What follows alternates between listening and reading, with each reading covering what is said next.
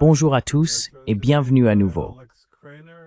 Nous sommes rejoints aujourd'hui par Alex Kreiner, analyste de marché, analyste des affaires internationales et également ancien gestionnaire de fonds spéculatifs. C'est un plaisir de vous revoir. J'aimerais vraiment vous poser une question. Ravi de vous voir, Glenn. Merci pour l'invitation. Ce qui m'intéresse maintenant, ce sont beaucoup des évolutions économiques résultant de cette guerre. C'est assez facile à comprendre. La position ukrainienne est logique, la position russe aussi, et on peut saisir ce que les Américains essayent de faire. Après avoir perdu cette guerre, ils aimeraient se retirer un peu, récupérer une partie de leur argent et refiler une partie de tout cela aux Européens avant que tout ne s'effondre. Tout semble assez cohérent, sauf la position européenne, où tout le monde est très perplexe quant à ce qu'ils font. Mais je fais toujours remarquer que les Européens se sont vraiment investis à fond dans cette guerre, par procuration contre les Russes. Je pensais qu'il serait intéressant de commencer par les aspects économiques. Quelles sont les conséquences économiques possibles auxquelles les Européens sont confrontés maintenant à l'avenir?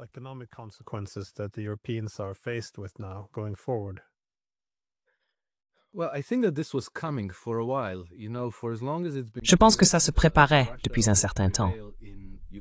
Depuis qu'il est devenu évident que la Russie l'emporterait en Ukraine, les conséquences économiques et financières pour l'Europe, et en particulier pour la Grande-Bretagne, allaient être assez graves. Ce que nous savons, si vous avez suivi l'actualité au cours des 3 ou 4 dernières années, c'est que la situation se détériore. Cela s'ajoute non seulement au projet ukrainien, mais aussi à la pandémie de 2020. Avant cela, il y a eu l'introduction progressive de ces politiques de neutralité carbone. Par exemple, en Allemagne, à partir de l'an 2000, ils ont commencé à fermer progressivement les centrales nucléaires. Et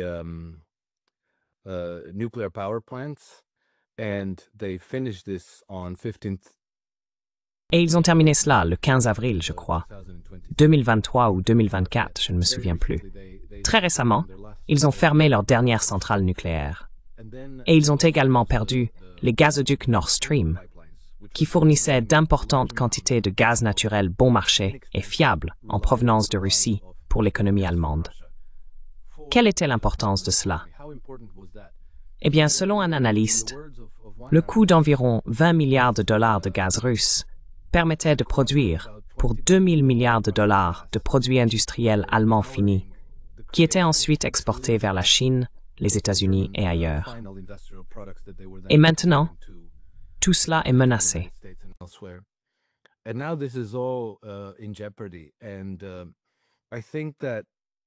Et je pense que l'establishment au pouvoir espérait pouvoir l'emporter en Ukraine, ce qui aurait rendu possible un certain nombre de choses. D'abord, ils auraient déstabilisé la Russie et provoqué un changement de régime. Puis, ils se seraient approprié la richesse et les actifs russes. Les 300 milliards de dollars d'avoirs russes gelés, ils les auraient gardés. Ils ne les auraient jamais rendus. Maintenant, tout cela est compromis. Non seulement cela, mais l'argent qu'ils ont prêté, les centaines de milliards de dollars prêtés à l'Ukraine pour la guerre, pour la défense, cela aurait été une bonne dette. Ces prêts auraient été de bons actifs. Maintenant, ce sont de mauvais prêts. Et rien de tout cela ne reviendra. Et ce que je trouve encore pire maintenant, ce qui constitue pratiquement un coup de grâce pour les Européens, c'est que Trump, en tendant la main à Vladimir Poutine et en établissant une meilleure relation avec lui, l'une des choses qui me semble très prévisible, c'est que les 300 milliards de dollars d'avoirs russes gelés en Occident, en particulier en Europe, il n'y a qu'environ 5 à 8 milliards de dollars aux États-Unis. Tout le reste se trouve pratiquement en Europe. Environ 180 milliards en Belgique sous Euroclear, soi-disant environ 70 milliards en France, environ 37 milliards en Grande-Bretagne. Je pense que l'un des accords entre les Russes et les Américains sera que les Russes investiront cet argent aux États-Unis.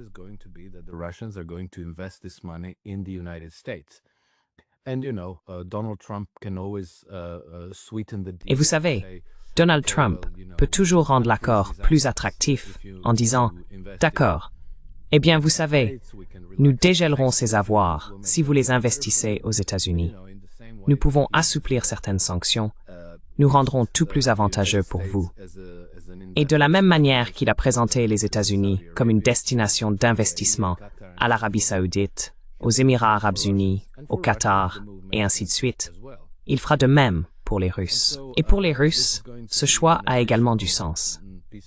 Donc, ce sera une mauvaise nouvelle supplémentaire pour les Européens, car l'UAE et la Grande-Bretagne sont dans des situations budgétaires catastrophiques. Ils comptaient sur cet argent pour compenser une partie de leurs pertes. Utiliser ces fonds comme garantie pour alimenter un nouveau grand cycle de crédit en Europe, créer de l'emploi, peut-être financer des investissements dans les infrastructures, le réarmement, et ce genre de choses.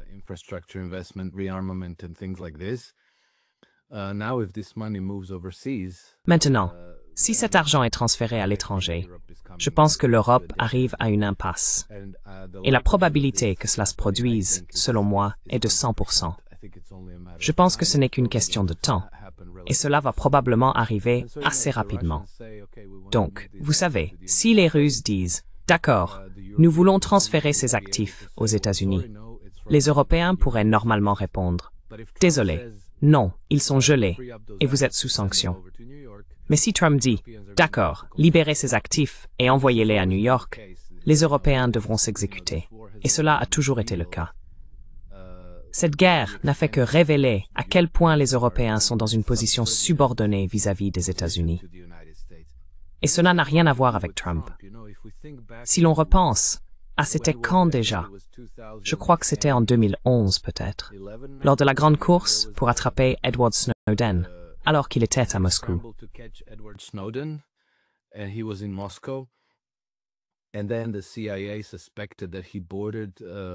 Ensuite, la CIA a soupçonné qu'il était monté à bord de l'avion du président Evo Morales pour s'envoler et se rendre en Bolivie.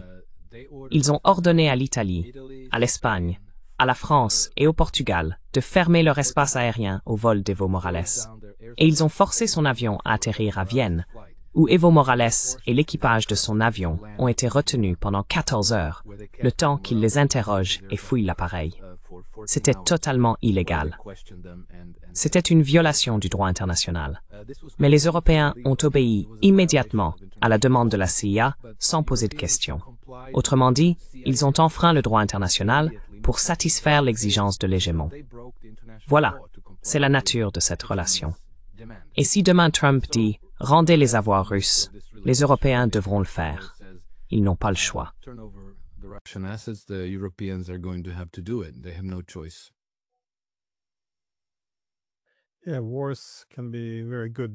Les guerres peuvent être très lucratives, mais pas si vous êtes en train de les perdre.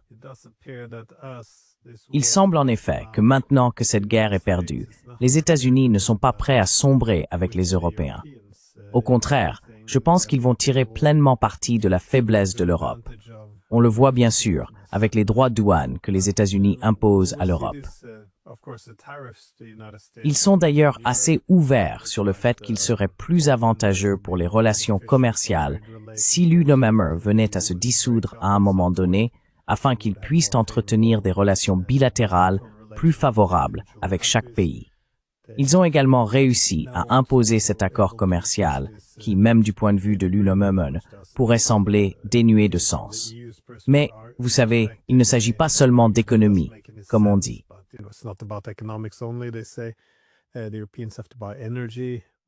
Les Européens doivent acheter de l'énergie et des armes aux Américains. Et à mesure que l'Europe se désindustrialise, on voit les Américains s'attaquer aux industries européennes en les incitant à déménager aux États-Unis.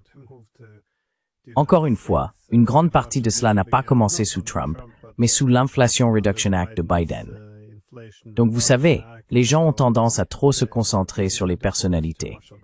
Je pense que c'est la tendance générale. Mais cela soulève tout de même la question. Les États-Unis peuvent-ils tirer profit de cette situation? Parce que c'est en quelque sorte tout l'argument de Trump. que les États-Unis s'endettent de façon insoutenable et qu'il sera capable de redresser le pays et que tout le monde devrait rembourser l'Amérique. Comment voyez-vous les États-Unis s'en sortir gagnants dans cette situation?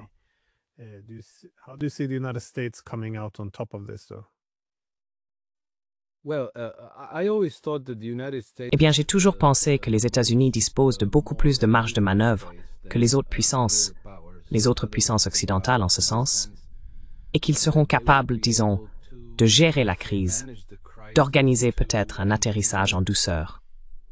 Donc vous savez, les dettes sont impayables. Il va y avoir de l'inflation des prix, il va y avoir une crise économique parce que, vous savez, comment rembourser 37 000 milliards de dollars de dette publique? Et ce n'est que la dette publique.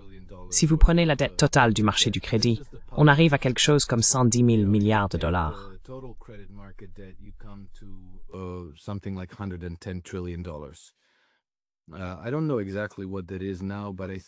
Je ne sais pas exactement à combien cela s'élève aujourd'hui, mais je pense que c'est plus de 300 000 dollars par homme, femme et enfant aux États-Unis. C'est absurde. C'est tout simplement impayable. Donc, vous allez avoir une crise d'inflation élevée comme nous l'avons connue dans les années 70, voire pire. Mais les États-Unis, en tant que superpuissance, peuvent gérer la situation de manière bien plus efficace. Ils sont souverains. Ils disposent d'une politique monétaire souveraine. Trump peut parcourir le monde et inciter d'autres nations à investir aux États-Unis, comme nous l'avons évoqué, et elles le feront. Les États-Unis possèdent toujours la principale monnaie de réserve mondiale et la devise de règlement des échanges, à savoir le dollar américain.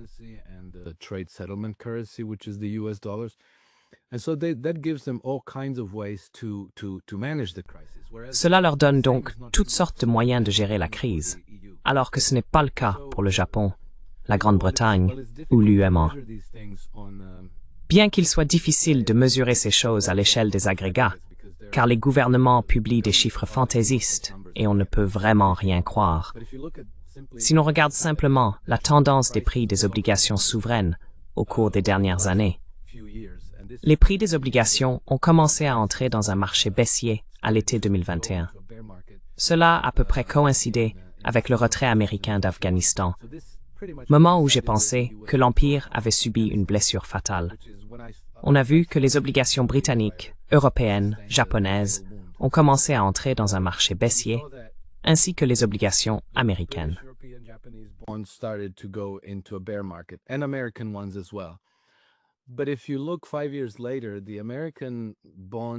Mais si vous regardez 5 ans plus tard, les obligations américaines ont chuté d'environ 20% par rapport au sommet. Je regrette de ne pas avoir le graphique sous les yeux, mais je l'ai publié dans l'un de mes derniers articles sur Substack. Si vous examinez les obligations européennes, elles ont subi une perte bien plus importante, et les obligations britanniques ont fait encore pire. Cela montre que les marchés, avec le temps, ont identifié la Grande-Bretagne et peut-être le Japon comme les nations les plus vulnérables, les premiers dominos à tomber. La confiance dans le système américain, l'économie américaine et leur dette restent la plus élevée parmi les nations occidentales. Depuis le retrait américain d'Afghanistan, j'ai toujours pensé que la Grande-Bretagne était précisément le maillon faible du monde occidental.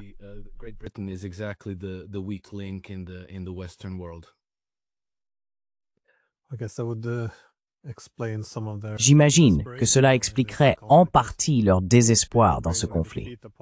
Parce que s'ils parvenaient à infliger une défaite à la Russie, ou au moins à obtenir certaines garanties de sécurité, quelque chose qui rende impossible pour les États-Unis de se désengager de l'Ukraine, alors ils pourraient, je suppose, maintenir leur navire à flot. Mais si les États-Unis se retirent, tout ce qu'ils offrent aux Européens, c'est la possibilité d'acheter des armes américaines à donner à l'Ukraine. Cela ne fera qu'aggraver considérablement la situation pour les Européens. Comment voyez-vous les Européens avancer à partir de là?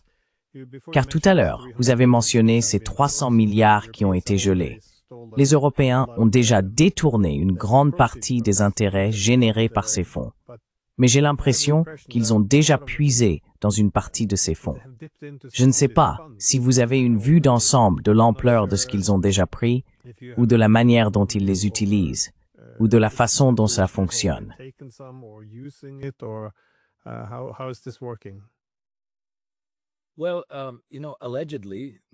Eh bien, vous savez, soi-disant, ils n'ont utilisé que les intérêts de ces fonds, ce à quoi ils pensent, pour une raison quelconque, avoir droit, que c'est acceptable. Mais ce n'est pas le cas. C'est louche, parce qu'évidemment, ils vont cacher cela. Ils ne vont pas... Vous savez, c'est du vol. C'est du vol. Et c'est, vous savez, les gouvernements européens qui renoncent essentiellement à leurs propres lois et créent des précédents terribles. Parce que, vous savez, toute entité étrangère, le Brésil, la Chine, l'Inde, l'Arabie saoudite, qui pourrait avoir des actifs dans des banques européennes, va le remarquer et se rendre compte que ces gens ne sont pas honnêtes, qu'on ne peut pas leur faire confiance. Et alors, ils n'investiront pas en Europe, n'est-ce pas?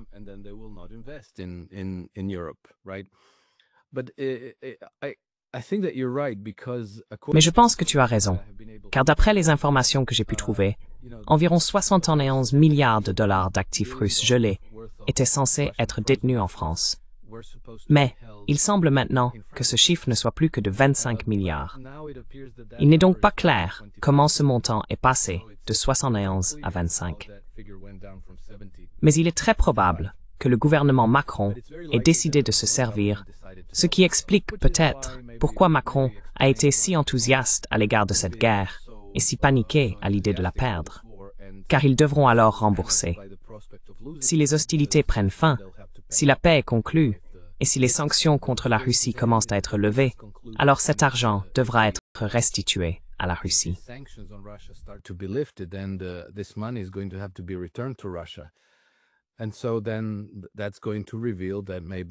Et donc, cela va révéler que peut-être Macron et son gouvernement ont profité de la situation et volé des avoirs russes. Et comment vont-ils les obtenir? Vous savez, ils perdent leurs colonies. Ils ont perdu la plupart de leurs colonies en Afrique. Il ne reste plus personne à piller et à exploiter. Et le peuple français est, vous savez, au bord d'une sorte de révolte, façon prise de la Bastille. Donc, il ne sera pas possible de récupérer cet argent en taxant l'économie. L'économie française est déjà dans un état déplorable.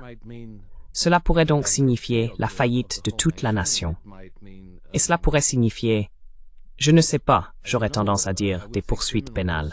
Mais à ce stade, il ne s'agit plus vraiment de poursuites pénales, mais plutôt de sortir les guillotines et de renouer avec les anciennes traditions françaises de justice de cette manière.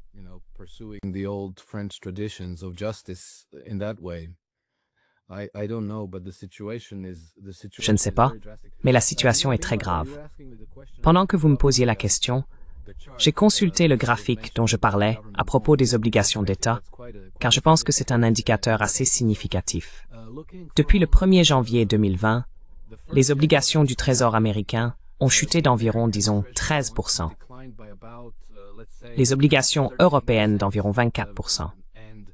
Et les obligations britanniques ont baissé d'environ 32%. C'est donc une différence énorme, entre les obligations européennes et britanniques et les obligations américaines.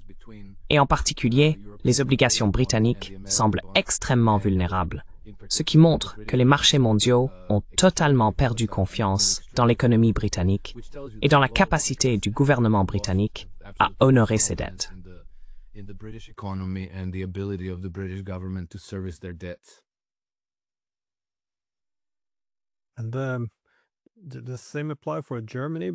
Et il en va de même pour l'Allemagne, car il se passe aussi quelque chose de très étrange là-bas. C'est la fermeture de toutes ces industries lourdes. Il y a maintenant des ambitions de passer à ce keynésianisme militaire. Donc, au lieu de construire des voitures, on construit des chars et, vous savez, désolé, il y a une mouche ici. Mais maintenant, les Américains font pression sur les Allemands pour qu'ils achètent des armes américaines. Alors, comment cela? Je veux dire, Merz aussi, lorsqu'il a rencontré Trump à Washington, insistait encore. Nous devons obtenir un cessez-le-feu. Nous devons obtenir un cessez-le-feu. Même s'il doit bien avoir. Et certaines personnes travaillant pour lui auraient dû lui dire que non, cela n'allait pas arriver. Mais malgré tout, ils n'ont cessé d'insister. Quel est l'avenir probable de l'Allemagne maintenant? Où vont-ils?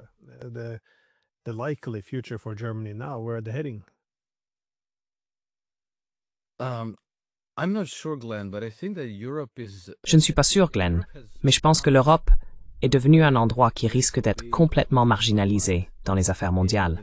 Et je pense que c'est effectivement ce qui se passe. Je crois que les 500 ans d'ordre mondial eurocentrique sont arrivés à leur terme. Le centre de gravité du développement économique mondial, de la finance mondiale, du commerce mondial et du pouvoir politique s'est déplacé vers l'Est, vers la Chine. Et de manière générale, dans cette région, on trouve la Chine, l'Inde, le Japon, puis à nouveau la Chine. Vous savez, si ce tunnel du détroit de Bering est construit un jour dans le futur, alors le continent américain serait relié à ce centre de gravité. Tandis que si l'on regarde la carte depuis le nord, un peu depuis la perspective du pôle nord, on voit que soudainement le continent européen se retrouve complètement en périphérie de ce nouveau centre de gravité.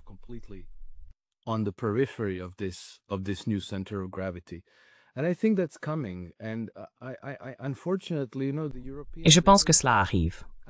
Et malheureusement, vous savez, les dirigeants européens, je pense qu'ils sont devenus tellement complaisants dans cet ancien ordre mondial d'après-guerre, où ils pouvaient tenir pour acquis que les États-Unis les soutenaient, qu'ils pouvaient faire ce qu'ils voulaient parce que les Américains les appuyaient inconditionnellement, qu'ils n'ont développé aucune stratégie économique, diplomatique ou politique propre, aucun chemin de développement pour l'avenir, aucune architecture de sécurité sur laquelle ils pourraient compter de manière indépendante sans l'aide des États-Unis.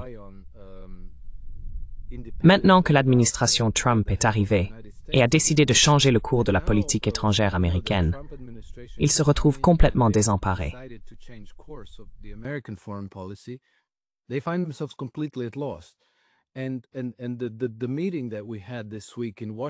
Et la réunion que nous avons eue cette semaine à Washington, avec, vous savez, Scholz, Macron, von der Leyen et Meloni, assis là, en face de Donald Trump, comme des écoliers dans le bureau du principal, c'était consternant.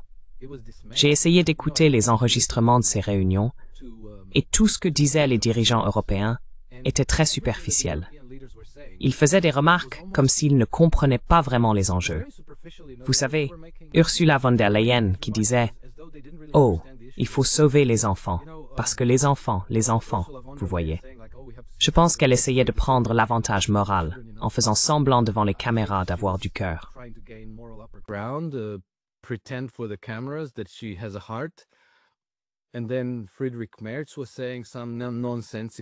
Et puis Friedrich Merz disait des choses insensées à propos de ce cessez-le-feu. Et vous savez, rien de concret, rien qui vous ferait dire « Ah d'accord, ces gens comprennent les enjeux, ils sont conscients de leur position de négociation, ils approfondissent les questions pertinentes et essayent de trouver une solution. » Non, ils se contentaient de lancer des platitudes pour se donner de l'importance et paraître pertinents, mais sans vraiment aborder le fond, sans vraiment assumer la responsabilité de la situation qui s'est produite, ni réfléchir à leur propre rôle dans le nouveau monde qui va émerger à la suite de la solution qu'ils auraient à proposer. C'était vraiment, vraiment triste. Et donc je pense que la réaction quasi instinctive est de nier la réalité, le déni. C'est ce qui a transpiré selon moi.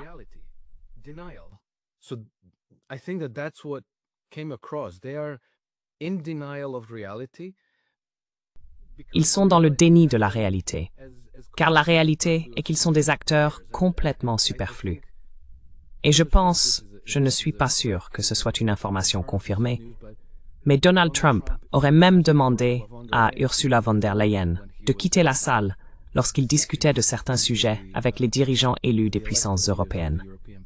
Cela montre à quel point leur position est aujourd'hui méprisable. Et je pense que c'est en grande partie grâce à leur suivisme irréfléchi et complaisant des politiques des centres financiers comme Wall Street et la City de Londres, sans aucune réflexion propre sur ce dont leur pays avait besoin, ce dont leur peuple avait besoin, comment résoudre les véritables questions de guerre et de paix, d'architecture de sécurité, de développement économique, de développement social, etc.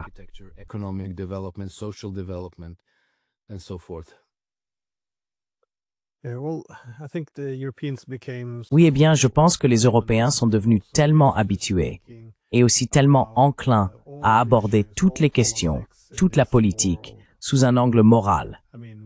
Je veux dire, quand von der Leyen arrive, vous savez, avec tout ce discours sur les négociations pour la paix et ce que cela implique aussi pour l'avenir de l'architecture de sécurité européenne, et qu'elle dit, eh bien, il faut sauver les enfants. Tout ce que Trump entendrait, c'est qu'elle essaie de monter les Américains contre les Russes et de les pousser à revenir sur certains accords.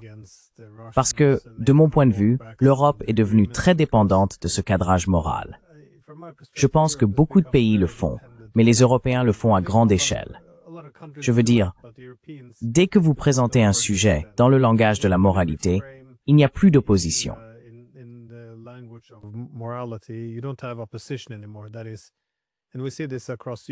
C'est-à-dire que nous voyons cela partout en Europe. Si vous parlez d'immigration, il n'y a qu'une seule chose que vous êtes autorisé à dire, parce que c'est considéré comme moral. Si vous dites autre chose, on vous traite de raciste ou de quelque chose d'horrible. Vous ne pouvez pas adopter cette position. C'est pareil pour l'environnement. Soit vous soutenez qu'il faut y investir massivement, soit vous êtes un climato-sceptique.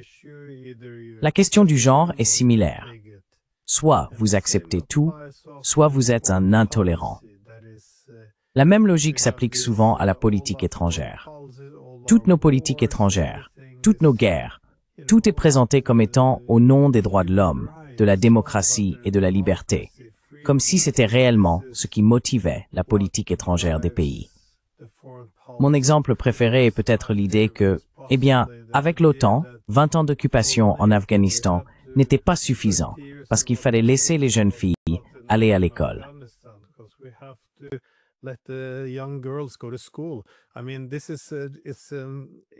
Je veux dire, c'est tellement stupide que c'est vraiment pour ça qu'on a consacré tout cet argent, toutes ces vies, ces 2 décennies d'occupation.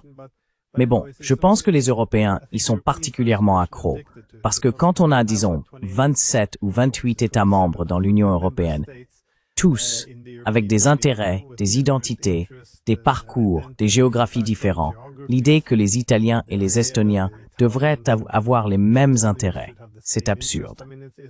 Donc je pense que présenter tout sous l'angle de la morale est un moyen de mettre tout le monde d'accord. Une forme de piège rhétorique. Je pense que c'est courant en Europe. Donc si vous ne voulez pas avoir ces négociations avec les Russes, si vous ne voulez pas retirer l'expansion de l'OTAN de la table, vous ne vous asseyez pas pour avoir une discussion sérieuse sur l'architecture de sécurité, les menaces mutuelles.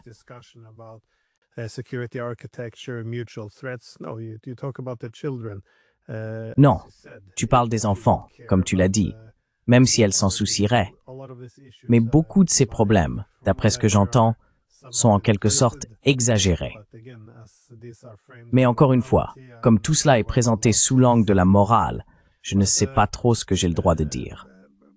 Mais les Européens, est-ce que tu vois ces dirigeants européens? Ils doivent bien savoir, je veux dire, derrière ces discours qu'ils utilisent pour tout cadrer sous le prisme de la morale, ils doivent bien voir la gravité de ce qui se passe en ce moment.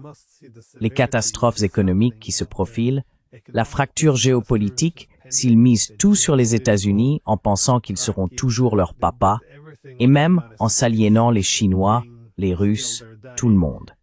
Et maintenant, les Américains veulent partir plus que tout. Et cet accord avec les Russes, c'est comme ça qu'ils vont y arriver. Je veux dire, ils doivent bien s'en rendre compte, non? Parce que ça va être la pire chose qui soit arrivée à l'Europe depuis des siècles.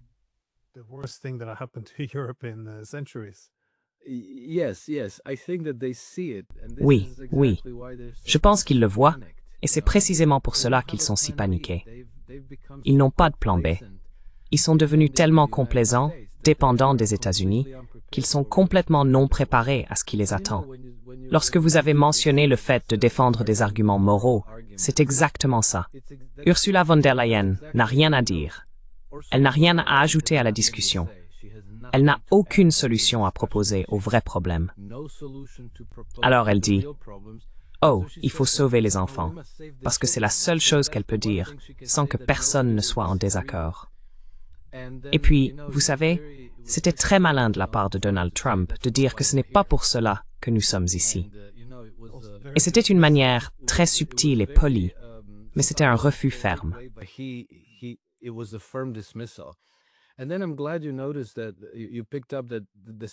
Et puis je suis content que tu aies remarqué, que tu aies relevé, que la même chose s'est produite après le retrait des États-Unis d'Afghanistan. Parce qu'alors, pendant quelques semaines ou quelques mois, tout le monde parlait des femmes et des filles en Afghanistan, et des droits au travail, et du droit d'aller à l'école et de toutes ces choses. Et c'était écœurant, parce que pendant les 20 ans d'occupation de l'Afghanistan, plus de 50% de tous les enfants ayant grandi durant cette période ont subi des troubles du développement permanents. Comment tu appelles ça? Des problèmes. Tu sais, un retard de développement permanent dû à la malnutrition. D'accord? Eh bien, tous ces enfants ont des mères qui sont des femmes et des filles.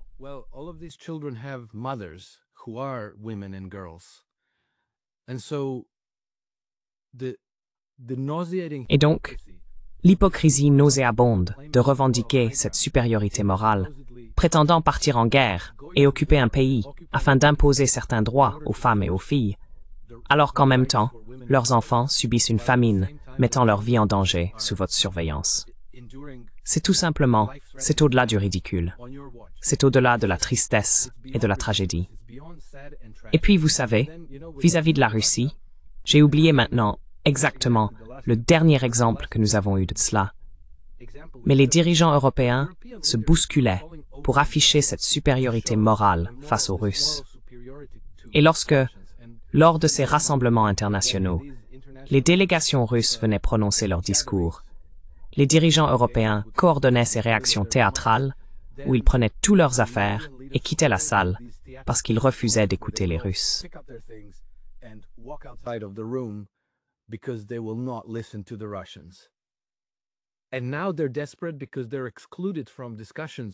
Et maintenant, ils sont désespérés parce qu'ils sont exclus des discussions avec les Russes sur l'avenir de la paix en Ukraine. Je pense que l'UTRE mérite tout ce qui lui arrive.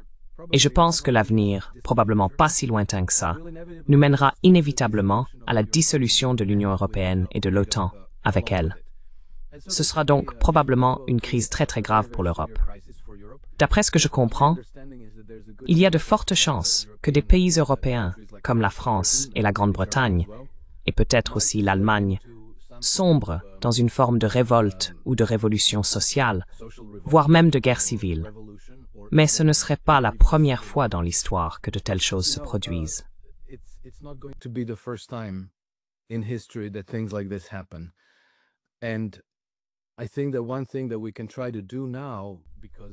Et je pense qu'une chose que nous pouvons essayer de faire maintenant, puisque nous disposons de tous ces moyens de communication et d'accès à l'information, c'est probablement d'essayer de l'arrêter, car il s'agit vraiment d'événements tragiques qui entraînent un grand nombre de victimes.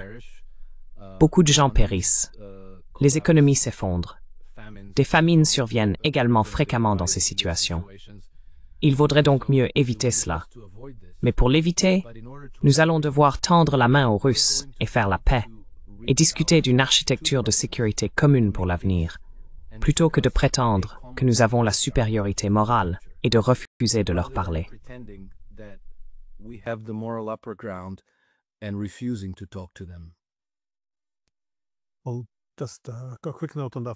Eh bien, juste une petite remarque sur la question de l'Afghanistan.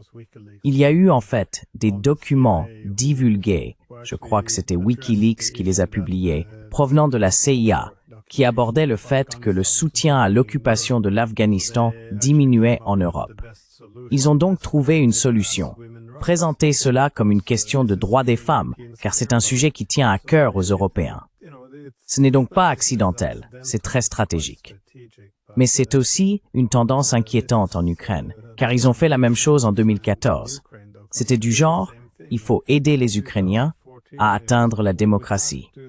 Donc, vous savez, ils ont renversé un gouvernement qui avait été mis en place à la suite d'une élection démocratique.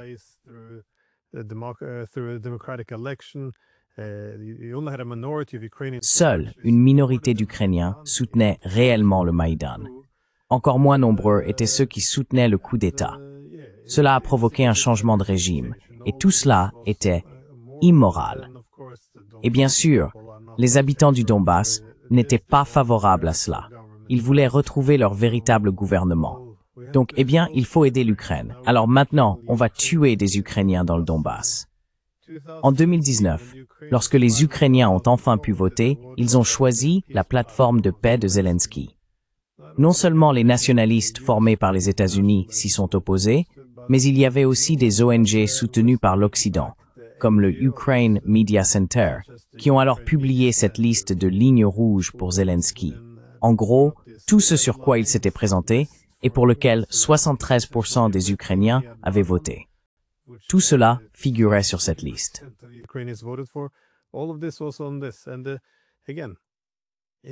Et encore une fois, c'était « Oh, nous allons tenir bon, nous n'allons pas laisser l'Ukraine capituler ». Donc toujours dans le langage de la morale.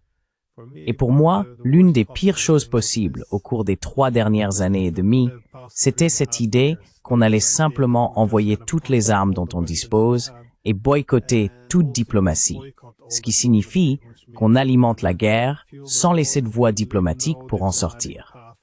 Mais nous avons ces slogans moraux. Ah, la guerre se termine quand la Russie décide de se retirer. Je veux dire non, ce ne sera pas le cas. Les Russes considèrent cela comme une menace existentielle. Lorsqu'ils se retireront d'Ukraine, l'OTAN entrera. Tout le monde le savait. C'était absurde, mais malgré tout, ils arrivent à vendre cela au public et à la classe politique. Et il est impossible d'adopter une position opposée, parce qu'ils ont déjà expliqué que leur bellicisme se fait au nom de la morale. Et toute personne qui s'y oppose.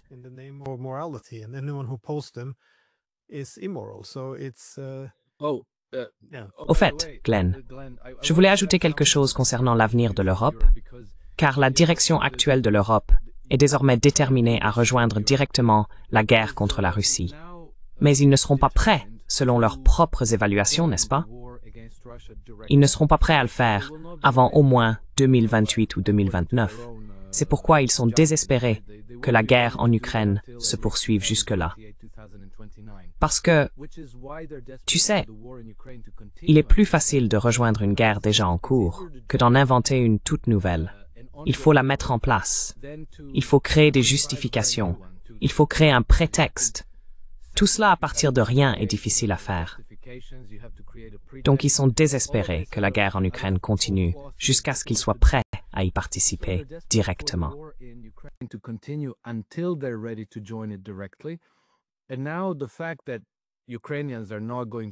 Et maintenant, étant donné que les Ukrainiens ne pourront pas tenir jusqu'en 2029, il semble qu'ils soient déterminés à ouvrir un nouveau front dans les Balkans. J'ai observé que dans les Balkans, nous avons constaté une montée des tensions en Bosnie-Herzégovine et des provocations de plus en plus fréquentes entre Serbes, Croates et musulmans bosniaques. Il semble désormais que la situation s'accélère vraiment. Il y a environ 2 semaines, un dirigeant musulman, plus précisément un chef wahhabite salafiste, en Bosnie, a voulu diriger une prière de 1000 musulmans dans un village croate, un village habité à 100% par des Croates.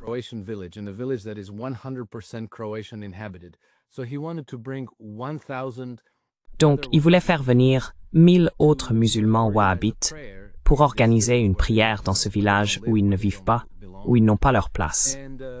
Eh bien, tu sais, ma réaction immédiate a été de me dire « D'accord, cela doit être orchestré par les Britanniques, qui sont très présents à Sarajevo, et qui sont très bien connectés via leurs ONG, leurs sous-traitants privés, et ainsi de suite. Ils financent beaucoup de ces choses-là. Et puis, tu sais, quelqu'un a vérifié et a dit « Oh non, il semble que le financement vienne directement de Serbie », ce qui, Glenn, n'a absolument aucun sens. Il n'y a aucune raison pour que les Serbes, l'État serbe, pour quelque raison que ce soit, orchestre une provocation de la part des musulmans contre les Croates.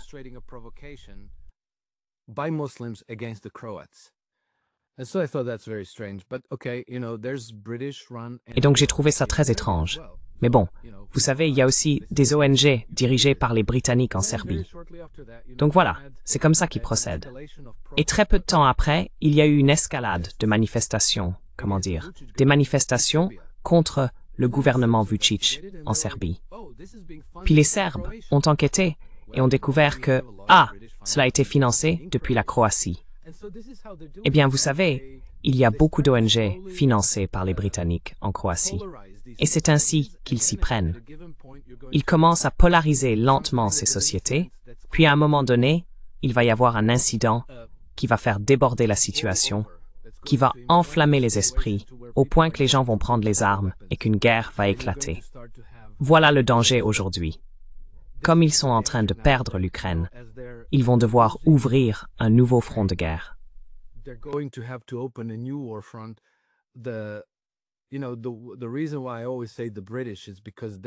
Et la raison pour laquelle je mentionne toujours les Britanniques, c'est parce qu'ils sont vraiment à l'avant-garde dans ce domaine. Et c'est l'un des think tanks londoniens les plus influents, appelé RUSI, le Royal United Service Institute, qui a déjà désigné les Balkans comme, selon eux, inévitablement le second front dans la guerre de l'Occident contre la Russie. Et il semble maintenant qu'ils mettent réellement cela en œuvre. Ce sera une nouvelle calamité pour l'ensemble du continent européen, car c'est l'assassinat de l'archiduc François Ferdinand à Sarajevo en 1914 qui a précipité la Première Guerre mondiale. Et ces mêmes structures de pouvoir jouent à nouveau avec le feu et cherchent à entraîner tout le continent dans une calamité sanglante et un chaos sanglant, simplement pour se sauver eux-mêmes, simplement pour préserver leur propre contrôle sur les leviers du pouvoir dans la société. C'est un réel danger, et je pense qu'ils sont en train de le faire à l'instant même.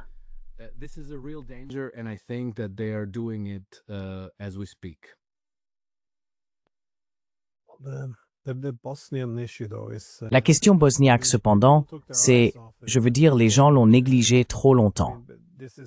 C'est bien davantage votre région du monde, donc n'hésitez pas à me corriger si je me trompe. Mais ce qui rend ce conflit bosniaque si particulier en ce qui concerne l'implication de l'UMNOMB, c'est d'abord que lorsque les Serbes combattaient là-bas, les Serbes de Bosnie, au départ, ils voulaient préserver la Bosnie au sein de la Yougoslavie.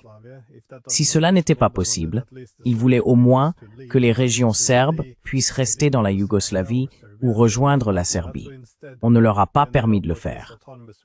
À la place, on s'est retrouvé avec cette région autonome où il y a ce qu'on appelle la partie bosniaque, composée des Croates et des musulmans, et puis la Republika Srpska pour les Serbes.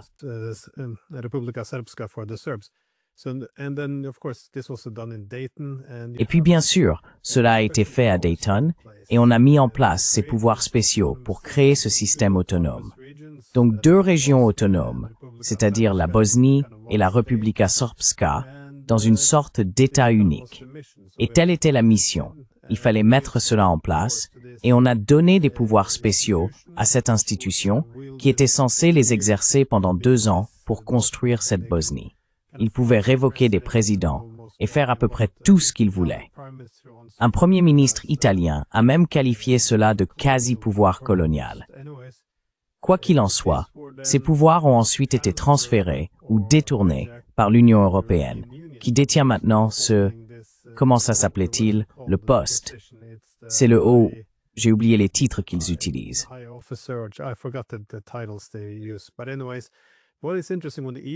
Mais ce qui est intéressant, c'est que lorsque l'ULOEB a pris le relais, elle a déclaré que pour que la Bosnie ait la paix, elle devait rejoindre l'Union européenne. Et pour rejoindre l'Union européenne, on ne peut pas avoir ce système de 2 régions autonomes. Donc la Bosnie devra centraliser le pouvoir à Sarajevo, c'est-à-dire retirer le pouvoir à la Republika Srpska. Cela est intéressant, car on se retrouve dans une situation où l'URSOME utilise ses pouvoirs qui ne devaient être en place que pour 2 ans. Et cela fait maintenant 30 ans.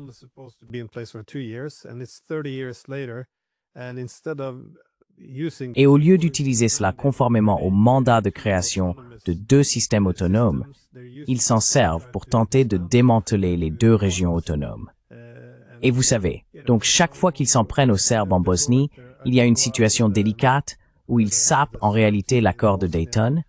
Mais alors, les Serbes peuvent rétorquer en disant que l'accord de Dayton dit quelque chose de très différent. Et ensuite, ils doivent répondre que c'est l'esprit de l'accord. Et c'est très gênant.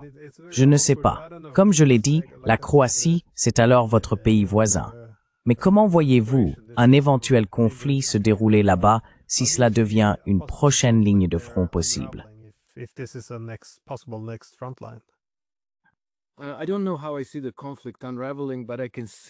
Je ne sais pas comment je vois le conflit se dérouler, mais je peux voir les signes évidents qu'ils essaient de provoquer un conflit. Tu as tout à fait raison de dire que Lüdemeller gère la Bosnie comme s'il s'agissait d'une possession coloniale. Le bureau que tu as mentionné, j'ai aussi oublié le titre exact, l'homme dirige la Bosnie comme un vice-roi. C'est un dictateur absolutiste en Bosnie-Herzégovine. Et tu sais, au lieu de pacifier la région, ils font tout pour aggraver les tensions et polariser la situation. Cela rend très difficile de prédire ce qui pourrait arriver, parce que les gens sont... Jusqu'à récemment, j'ai entendu beaucoup de politiciens bosniens dire « Oh non, non, non, il n'y a aucune chance qu'il y ait à nouveau la guerre ici, parce que personne ne veut la guerre. »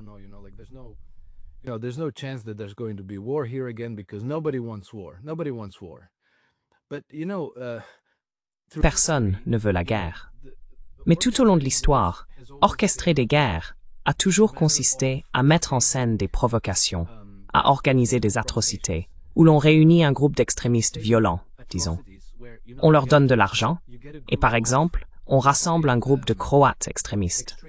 On les paye, et on leur dit « Allez dans ce village musulman et massacrez un grand nombre de musulmans totalement innocents. » Et la presse est déjà sur place. On s'assure que les auteurs filment tout. Ou, comme cela s'est fait dans les années 1990, on a déjà des équipes de CNN ou de la BBC sur place pour enregistrer l'événement. Ensuite, on diffuse immédiatement les images dans les médias en disant « Oh mon Dieu, regardez, les Croates massacrent les musulmans. »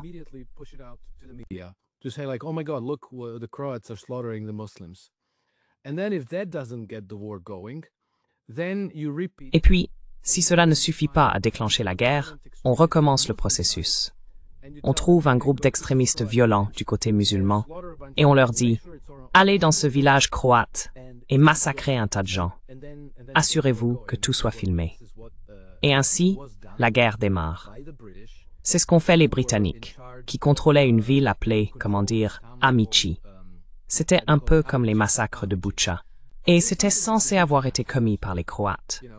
Mais comme nous le savons maintenant, cela a presque certainement été perpétré par les Britanniques. La raison pour laquelle ils l'ont fait, c'est qu'une alliance s'était formée entre les Croates et les musulmans contre les Serbes.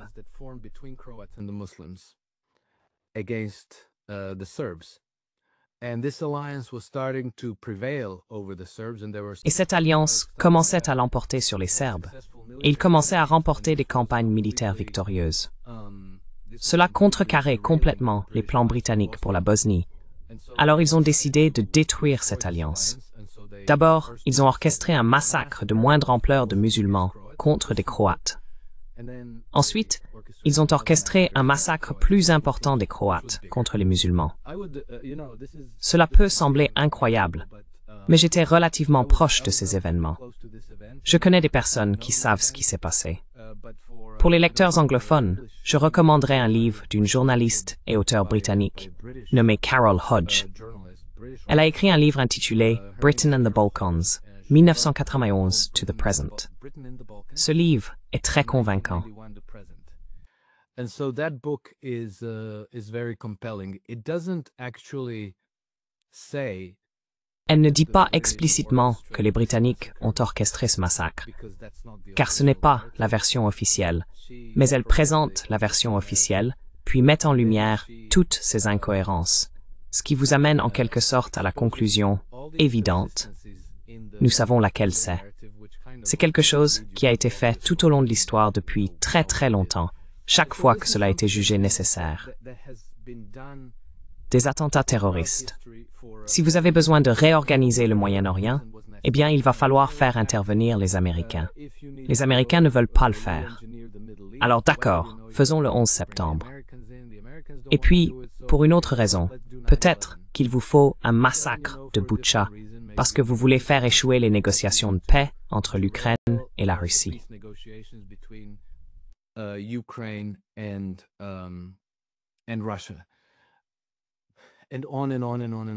Oui, encore et encore.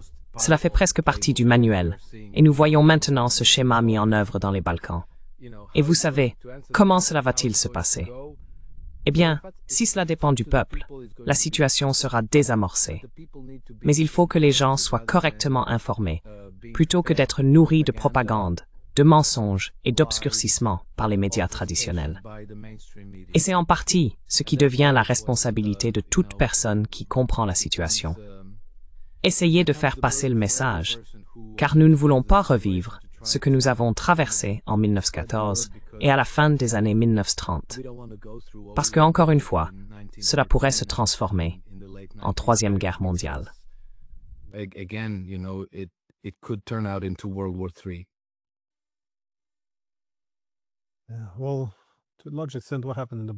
Eh bien, dans une large mesure, ce qui s'est passé dans les Balkans se rejoue aujourd'hui.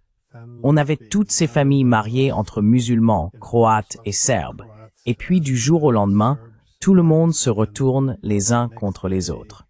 Ce n'est pas si différent de ce qui s'est passé entre les Ukrainiens et les Russes. Zelensky lui-même expliquait un jour à la télévision « Ne portez pas atteinte aux droits linguistiques des gens. Nous ne devrions pas laisser cela nous diviser. » Maintenant, il n'autorise même plus le russe comme langue en Ukraine. Il a donc changé d'avis. C'est intéressant de voir comment ces processus sont mis en place, comme en Ukraine.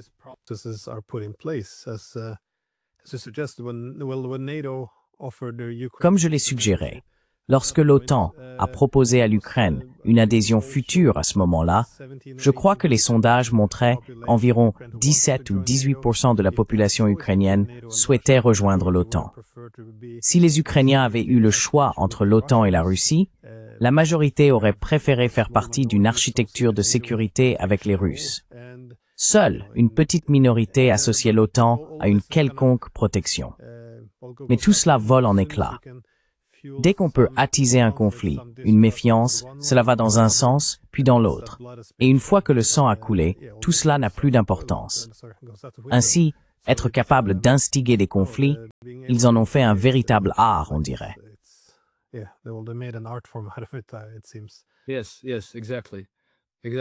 Oui, oui, exactement. Exactement. Et ils le font exprès. Vous savez, la métaphore que je trouve la plus appropriée pour cela, c'est toujours ce grand bocal rempli de fourmis rouges et de fourmis noires. Si vous mettez, si vous mettez 100 fourmis rouges et 100 fourmis noires dans un bocal et que vous observez ce qui se passe, il ne se passe rien du tout. Les fourmis vaquent simplement à leurs occupations. Elles ne se soucient pas qu'il y ait des fourmis rouges ou des fourmis noires. Mais si vous prenez ensuite le bocal et que vous le secouez violemment, vous affolez les fourmis. Elles sentent que quelque chose ne va vraiment pas. Et alors elles perçoivent les autres fourmis comme l'ennemi. Et là elles se disent « Oh, c'est la faute de l'autre. »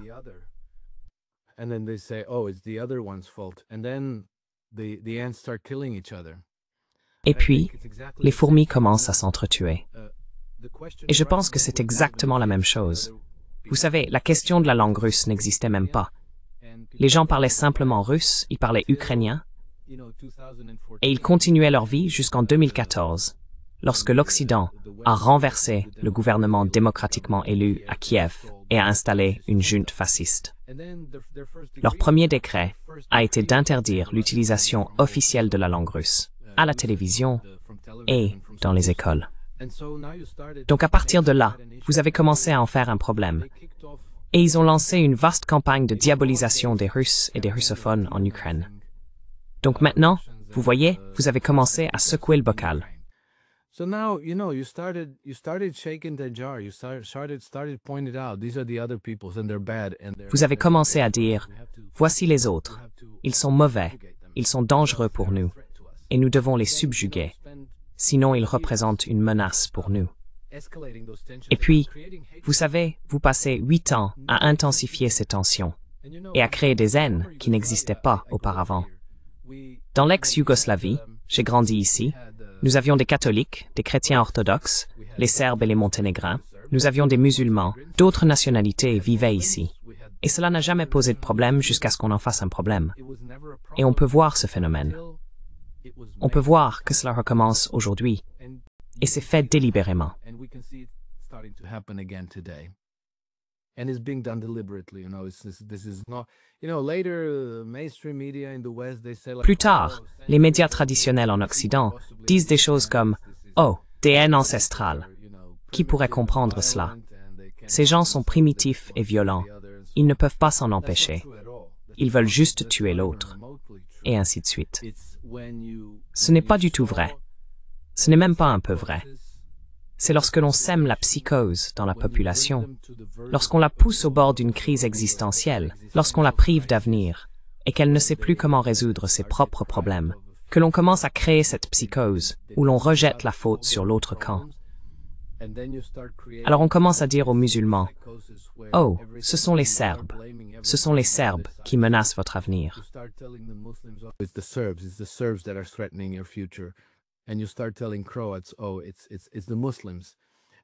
Et vous commencez à dire aux Croates, « Oh, ce sont les musulmans. » Et vous savez d'ailleurs, ils ont déjà formé une alliance dans les Balkans contre les Serbes. La Croatie, l'Albanie et la Bulgarie ont signé une alliance militaire. Et nous n'avons jamais eu d'alliance militaire avec l'Albanie ou avec la Bulgarie. Nous n'avons rien en commun avec eux. Il n'y a aucune raison pour que nous ayons une alliance militaire, sauf le fait que la Croatie est à l'ouest de la Serbie, l'Albanie au sud de la Serbie, et la Bulgarie à l'est de la Serbie. Donc, ils encerclent en quelque sorte la Serbie. Et puis, vous savez, les Serbes ont à peu près une alliance militaire, une sorte d'alliance avec la Hongrie. Donc cette région est vraiment en train d'être préparée pour la démolition.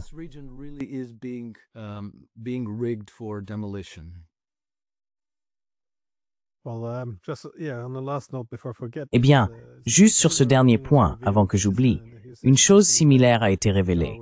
Ce genre de, comme vous dites, secouer le bocal avec les fourmis rouges et noires. Ce câble de Wikileaks provenant de l'ambassadeur américain en Syrie a révélé une stratégie similaire là-bas, lorsqu'ils ont dit « Eh bien, nous devrions attiser la peur auprès des bons groupes ethniques à propos du gouvernement Assad. » Et si cela se produit ouvertement, ce n'est pas si grave non plus, car ainsi nous rendons aussi le gouvernement paranoïaque à l'idée qu'un changement de régime pourrait arriver.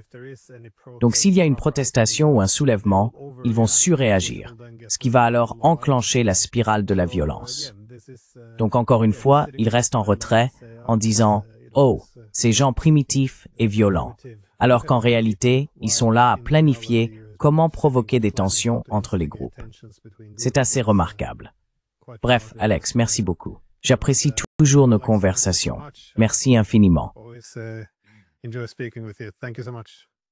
Merci, merci Glenn.